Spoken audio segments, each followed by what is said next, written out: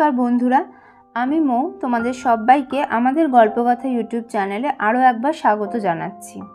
আজ আমি তোমাদের সাথে শেয়ার করে নেব আসন্ন ধনতেরাস উপলক্ষে আমরা নিজেদের বাড়িতে কিভাবে মা লক্ষ্মী, ভগবান গণেশ, ধনদেবতা কুবের ও শ্রী ধন্বন্তরী দেবের পুজো করতে পারি।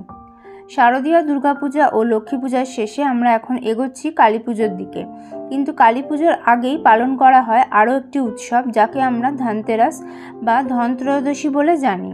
কালী পুজোর ঠিক দুদিন আগে অর্থাৎ কার্তিক মাসের কৃষ্ণপক্ষের ত্রয়োদশী তিথিতে এই উৎসব পালিত হয়।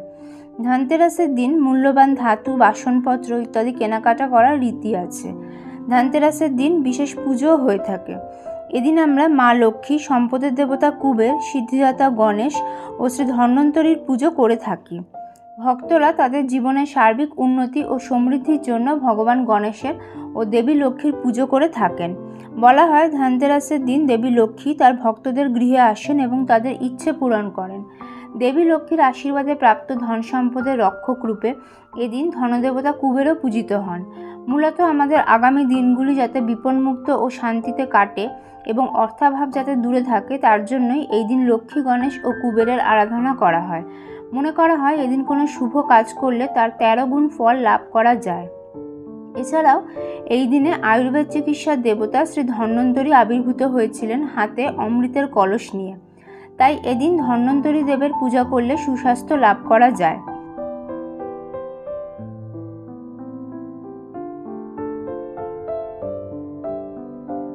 এবছর অর্থাৎ ইংরেজি 2022 সালের এবং বাংলা 1429 বঙ্গাব্দে ধনতেরাস শুরু হবে 22 অক্টোবর চৌঠা কার্তিক শনিবার অপরাহ্ন 4:29 ও শেষ হবে 23 অক্টোবর 5ই কার্তিক রবিবার সন্ধে 4:59। ধনতেরাসের কেনাকাটার শুভ সময় হলো 22 অক্টোবর চৌঠা কার্তিক শনিবার সন্ধে 6:02 থেকে 23 অক্টোবর 5ই কার্তিক রবিবার সকাল 6:27 পর্যন্ত। এছাড়াও রবিবার যতক্ষণ ত্রয়োদশী আছে ততক্ষণই কেনাকাটা করা যেতে পারে। ধনতেরাসের পুজোর শুভ সময় হলো শনিবার 22 অক্টোবর চৌঠা কার্তিক সন্ধে 7:01 থেকে রাত 8:17 পর্যন্ত। আবার রবিবার 23 অক্টোবর 5ই কার্তিক দুপুর 2:41 থেকে বিকেল 4:11 মধ্যেও পুজো করা যেতে পারে। বিভিন্ন পঞ্জিকা মতে এই সময়ের বেশ কিছুটা তারতম্য হতে পারে। বন্ধুরা, এই প্রসঙ্গে বলে রাখি, ধনতেরাসের দিন আমরা মা লক্ষ্মীর যে রূপের পুজো করে থাকি উনি মহালক্ষ্মী বা আদিলক্ষ্মী নামে পরিচিতা। তিনি হলেন চতুর্ভুজা। আমরা বাঙালিরা বাড়িতে প্রত্যেক বৃহস্পতিবার যে লক্ষ্মী মায়ের পুজো করি বা আমরা কোজাগরী পূর্ণিমায় যে লক্ষ্মী মায়ের পুজো করি তিনি হলেন দ্বিভুজা। তিনি ধান্যলক্ষ্মী নামে পরিচিতা। মা ধান্যলক্ষ্মীর পূজা পদ্ধতি এবং মন্ত্র মা মহালক্ষ্মীর পূজা পদ্ধতি এবং মন্ত্রের থেকে কিছুটা আলাদা। তাহলে চলো বন্ধুরা দেখে নিই এই দিন আমরা আমাদের বাড়িতে কিভাবে সহজ সরলভাবে ধনতেরাসের পুজো করে নিতে পারি। পুজো শুরুর আগে আমি নিজের মাথায় এবং পুজোর সমস্ত সামগ্রীতে গঙ্গাজল ছিটিয়ে নিয়েছি। আর পুজোর ফুলে গঙ্গাজলের সঙ্গে চন্দন, কর্পূরের গুঁড়ো এবং অগরু মিশিয়ে ছিটিয়ে নিয়েছি।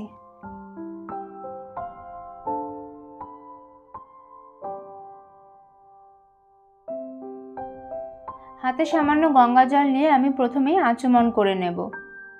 নমো বিষ্ণু, নমো বিষ্ণু, নমো বিষ্ণু। পরিষ্কার জলে হাত ধুয়ে নিয়ে হাত জোড় করে আমি বিষ্ণু স্মরণ করে নিচ্ছি। ওং অপবিত্র পবিত্র বা সর্বাবস্থাঙ্গত পিবা যশ্বরেত পুণ্ডরীকাক্ষ সবাহ্য অভ্যন্তর সূচি নমসূচি নমসূচি নমসূচি। একটি পরিষ্কার কাঠের জলচৌকির ওপর আমি হলুদ রঙের একটি কাপড় বিছিয়ে নিয়েছি এবং তার ওপর লাল রঙের একটি ছোট কাপড় বিছিয়ে নিয়েছি। এই কাপড়ের ওপর এবার আমি গঙ্গা জল, গোটা আতপ চাল এবং ফুলের পাপড়ি দিয়ে পুজোর আসনটি প্রস্তুত করে নিচ্ছি। দেখো বন্ধুরা, আমার কাছে মা মহালক্ষ্মী, ভগবান গণেশ এবং কুবের দেবের এই পটটি রয়েছে। এই পটেই আমি আজকে পুজো করব। তোমাদের কাছে যদি 4 হাতের মা লক্ষ্মীর কোনো পট বা মূর্তি না থাকে, সেক্ষেত্রে তোমরা 2 হাতের মা লক্ষ্মীকেই 4 হাতের মা লক্ষ্মী রূপে কল্পনা করে এই পদ্ধতিতে পুজো করে নিতে পারো। দেখো বন্ধুরা, আমি এই পটটি পূজার আসনে বসিয়ে নিয়েছি। আমার কাছে ধন্বন্তরী দেবের কোনো মূর্তি বা ছবি নেই, তাই এই পটের পাশে যে হলুদ রঙের আসনের অংশটি রয়েছে সেখানে আমি পান সুপারি দ্বারা ধন্বন্তরী দেবকে স্থাপন করে নেব। পুজো শুরুর আগে আমি একটি ঘিয়ের প্রদীপ এবং 3টি ধূপকাঠি ধরিয়ে নিয়েছি। একটি পরিষ্কার হলুদ রঙের কাপড়ে আমি কিছুটা গঙ্গা জল নিয়ে নিচ্ছি। এরপর নিয়ে নেব কিছুটা অগরু, তারপর কিছুটা গোলাপ জল নিয়ে নেব। এবার এই কাপড়টি দিয়ে আমি ঠাকুরের পটটি মুছে নেব।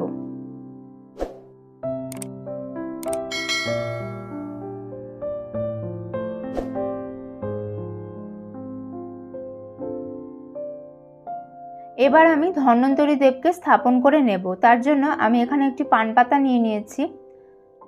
পান পাতার ওপর আমি একটি সাদা চন্দনের ফোঁটা দিয়ে দিচ্ছি। পান পাতার ওপর এবার আমি কিছুটা আতপ চাল দিয়ে দিচ্ছি। আতপ চালের উপর একটি সুপারি বসিয়ে আমি ধন্বন্তরী দেবকে স্থাপন করে নিলাম।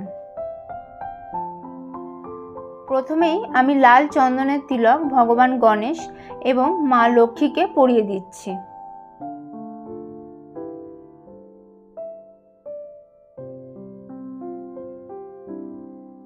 ধনদেবতা কুবের এবং ধন্বন্তরী দেবকে আমি সাদা চন্দনের তিলক পরিয়ে দিচ্ছি।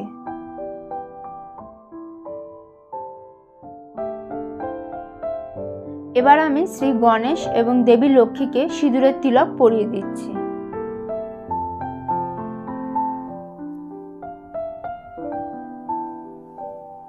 এবার আমি কুবের দেবকেও সিঁদুরের তিলক পরিয়ে দিলাম।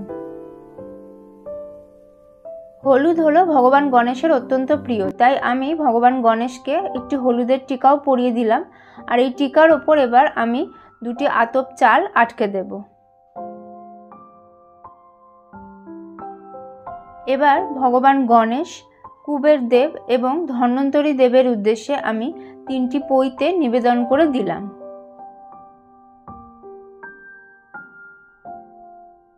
দেখো বন্ধুরা, মা মহালক্ষ্মী, শ্রী গণেশ এবং কুবের দেবের পটটিতে আমি একটি ফুলের মালা পরিয়ে দিয়েছি এবং পাশে স্থাপন করা ধন্বন্তরী দেবের উদ্দেশ্যেও আমি একটি ফুলের মালা নিবেদন করে দিয়েছি। সব দেবদেবীকে নববস্ত্র স্বরূপ আমি মৌলি সুতো নিবেদন করে দিচ্ছি।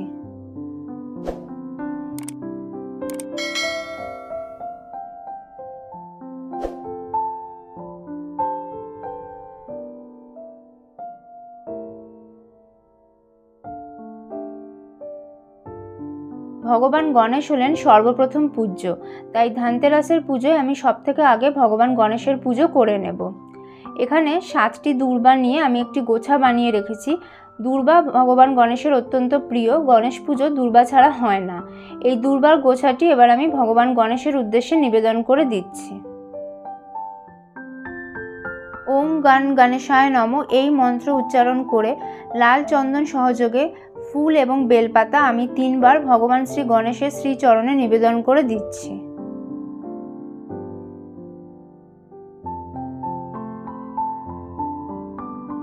লাল চন্দন সহযোগে ফুল এবং বেলপাতা আমি মা মহালক্ষ্মীর শ্রীচরণে 3 বার নিবেদন করে দেব ওম শ্রীং শ্রীয়ে নমঃ এই মন্ত্র উচ্চারণ করে।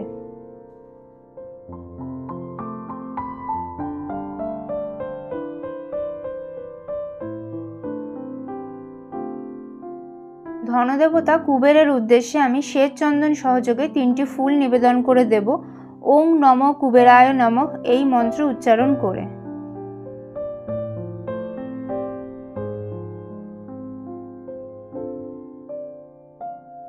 ধন্বন্তরী দেবের উদ্দেশ্যেও আমি শ্বেত চন্দন সহযোগে ফুল 3 বার নিবেদন করে দেব ওম ধন্বন্তরায় নমঃ এই মন্ত্র উচ্চারণ করে।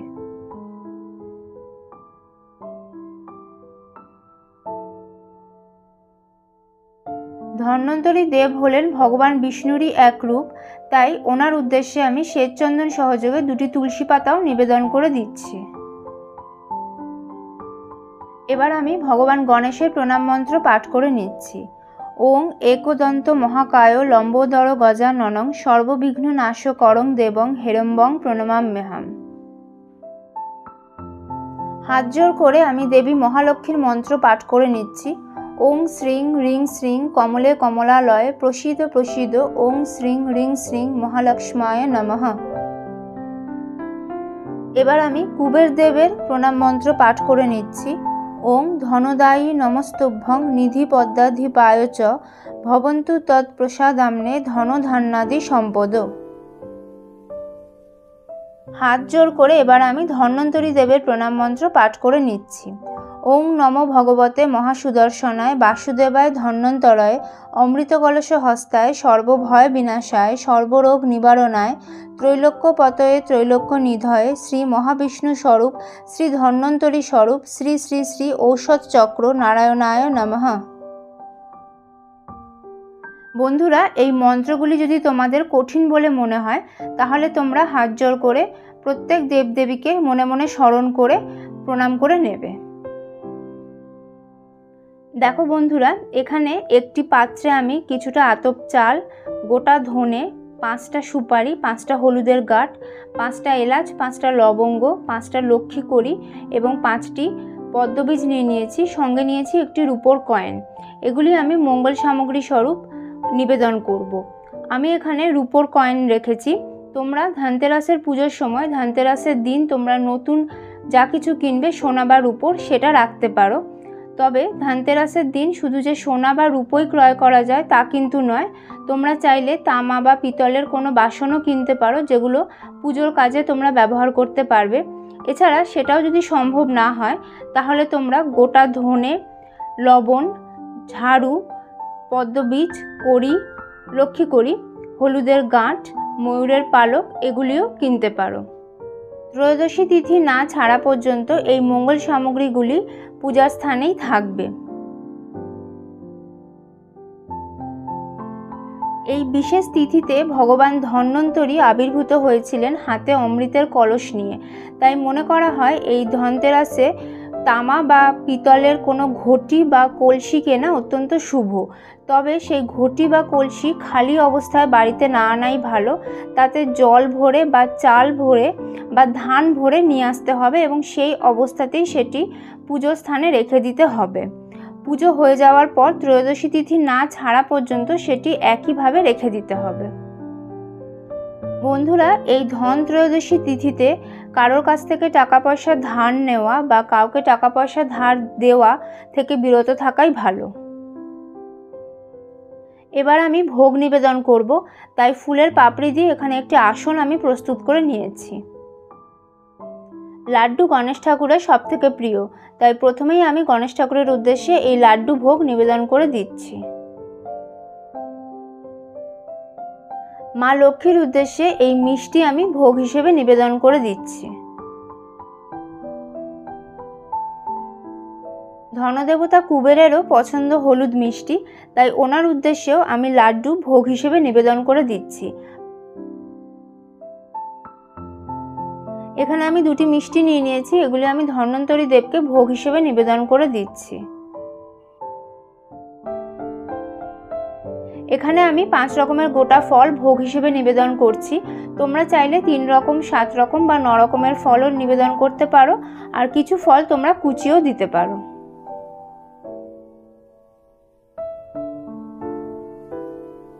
এবার আমি সব দেবদেবীকে একে একে পানীয় জল নিবেদন করে দিচ্ছি।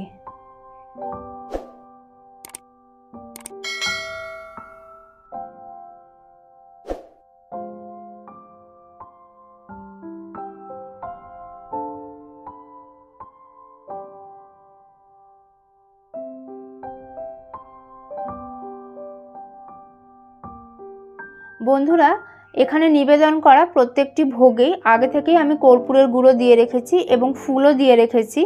আর ভগবান ধন্বন্তরী যেহেতু ভগবান বিষ্ণুরই এক রূপ, তাই ওনার উদ্দেশ্যে নিবেদন করা ভোগে আমি একটি তুলসী পাতাও দিয়ে রেখেছি। এবার আমি আরতি করে নেব। আজকে আমি ধূপকাঠি, তেলের প্রদীপ, ঘিয়ের পঞ্চপ্রদীপ, কর্পূর এবং সুগন্ধি ধুনো দিয়ে আরতি করব।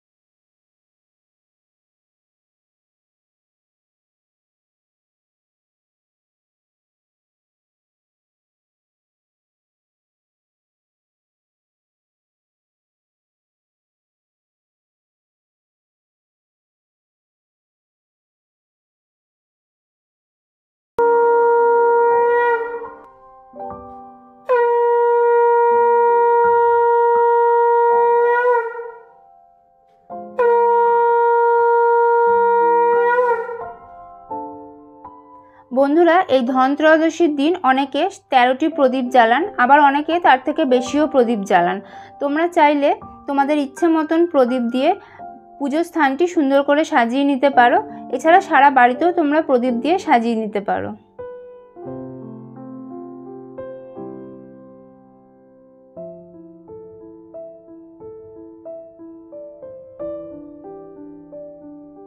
পুজোর শেষে আমি হাত জোড় করে প্রত্যেক দেবদেবীর উদ্দেশ্যে প্রণাম করে নিচ্ছি এবং পুজোয় কোনো ভুল ত্রুটি হয়ে থাকলে তার জন্য ক্ষমা চেয়ে নিচ্ছি। বন্ধুরা, এই ধনতেরাস বা ধনত্রয়োদশী তিথি উদযাপনের একটি গুরুত্বপূর্ণ অংশ হলো যমদীপ দান, অর্থাৎ যমরাজের উদ্দেশ্যে দীপদান। মনে করা হয় যমদীপ দান করলে পরিবারের অকাল মৃত্যুর ভয় থাকে না এবং সকলের সুস্বাস্থ্য বজায় থাকে। এই যমদীপ দান প্রথাটির ক্ষেত্রে পরিবার বিশেষে কিছু পার্থক্য দেখা যায়। আমি আমাদের পরিবারে যেভাবে যমদীপ দান করতে দেখেছি সেটাই তোমাদের সাথে শেয়ার করছি। একটি বড় মাটির প্রদীপে তুলোর সলতে নিয়ে প্রদীপটি তিল তেল বা সর্ষের তেল দিয়ে পূর্ণ করা হয়। অনেকে 4 মুখওয়ালা প্রদীপ নিয়ে থাকেন এবং 4টি মুখে 4টি সলতে থাকে, তবে আমাদের বাড়িতে একটি সলতের প্রদীপই দেওয়া হয়। প্রদীপে একটি 1 টাকার কয়েন এবং একটি ফুল দেওয়া হয়। প্রদীপটিকে বাড়ির সদর দরজার বাইরে এমনভাবে রাখতে হয় যাতে সলতের মুখ দক্ষিণ দিকে থাকে, কারণ দক্ষিণ দিক হলো যমের দিক, এমনটাই বিশ্বাস করা হয়। যদি সদর দরজার বাইরে দক্ষিণমুখী করে প্রদীপ বসানো সম্ভব না হয়, সেক্ষেত্রে ছাদে বা বাড়ির সীমানার মধ্যে কোনো এক স্থানে দক্ষিণ দিকে মুখ করে প্রদীপটি রাখতে হবে। তবে খেয়াল রাখতে হবে প্রদীপের মুখ যেন কোনো মতেই বাড়ির দিকে না থাকে। আর প্রদীপটি সরাসরি মাটির ওপরেও বসানো যাবে না। যে স্থানে প্রদীপটি বসানো হবে সেখানে গঙ্গামাটির প্রলেপ দিয়ে তার ওপর কিছুটা আতপ চাল বা গম রেখে তার ওপর প্রদীপটি বসাতে হবে। আর প্রদীপে বেশ খানিকটা তেল দিতে হবে যাতে সারা রাত প্রদীপ জ্বলতে থাকে। যদি প্রদীপে সর্ষের তেল দেওয়া হয় তাহলে প্রদীপটি সঠিকভাবে বসিয়ে বাড়ির প্রত্যেকে হাতে সামান্য কালো তিল নিয়ে যমরাজের কাছে বাড়ির সকলের দীর্ঘায়ু ও সুস্থতা কামনা করে সেই তিল প্রদীপের চারদিকে একবার ঘুরিয়ে প্রদীপে দিয়ে দেবে। তবে খেয়াল রাখতে হবে প্রদীপটি যেন নিভে না যায়। যদি তিল তেল দেওয়া হয় তাহলে কালো তিল দেওয়ার প্রয়োজন নেই। এছাড়া একটি পাত্রে কাঁচা দুধ নিয়ে বাড়ির সবাই প্রদীপের চারদিকে একবার ঘুরিয়ে প্রদীপের মধ্যে কাঁচা দুধের ছিটে দিয়ে দেবে, তবে প্রদীপ যেন না নেভে। সকালে প্রদীপ নিভে গেলে ভালো, না হলে সলতেতে কালো তিলের ছিটে দিয়ে প্রদীপ নেভাতে হবে। আর প্রদীপ, তার মধ্যে দেওয়া জিনিস এবং নিচের চাল বা গম সব একসাথে নিয়ে বাড়ির সীমানার বাইরে দক্ষিণ দিক করে যে কোনো জায়গায় ফেলে দিয়ে আসতে হবে। বন্ধুরা, আমি আবারও বলছি যে আমি এখানে যমদীপ দানের যে প্রথা তোমাদের সঙ্গে শেয়ার করলাম, আমি আমার পরিবারে সেই প্রথা মেনে চলতে দেখেছি। তোমাদের পরিবারে যমদীপ দানের যে প্রথা প্রচলিত আছে তোমরা সেভাবেই যমদীপ দান করবে। বন্ধুরা, এই ছিল আমার ধানতেরাসের সহজ সরল পূজা পদ্ধতি। কেমন লাগলো তোমাদের এই পূজা বিধি আমাকে কমেন্ট করে অবশ্যই জানিও। ভালো লাগলে লাইক ও শেয়ার করে দিও। আর তোমরা যদি প্রথমবার এই চ্যানেলের ভিডিও দেখে থাকো তাহলে প্লিজ প্লিজ প্লিজ চ্যানেলটি সাবস্ক্রাইব করে নিও। ভিডিওটা শেষ পর্যন্ত দেখার জন্য তোমাদের সবাইকে অনেক থ্যাঙ্কস। সবাই তোমরা ভালো থেকো, সুস্থ থেকো আর খুব ভালোভাবে ধানতেরাস সেলিব্রেট করো। সবাইকে ধানতেরাসের অগ্রিম শুভেচ্ছা জানিয়ে আজকের ভিডিও এখানেই শেষ করছি। খুব তাড়াতাড়ি নতুন ভিডিও নিয়ে চলে আসবো। টাটা।